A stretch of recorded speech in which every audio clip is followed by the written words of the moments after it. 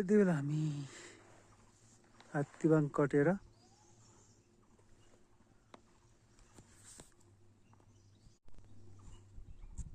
यति बेला हामी इच्छा कामना गाउँपालिकाको हात्तीबाङको बाटो हो कि सायद के हो यो यता हुँदै इच्छा कामना सरी सिराइचुली माईको मन्दिरमा जाँदैछौँ। बाटो चाहिँ अफ रोड रहेछ, अलि अप्ठ्यारो रहेछ।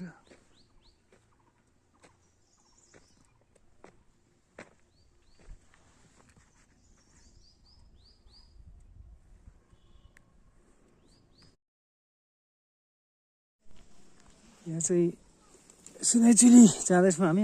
ऐसेलु रहेछ बाटोमा, ऐसेलु खाँदै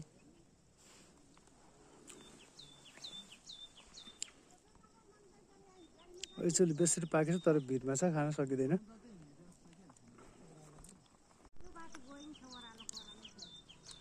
अहिले हामी चाहिँ सिराइचुलीको फेदीमा पुग्दैछौँ केही समयपछि। यहाँ एक ठाउँमा रोकेर हेरेको तलतिरको चाहिँ दृश्य यस्तो देखिँदो रहेछ।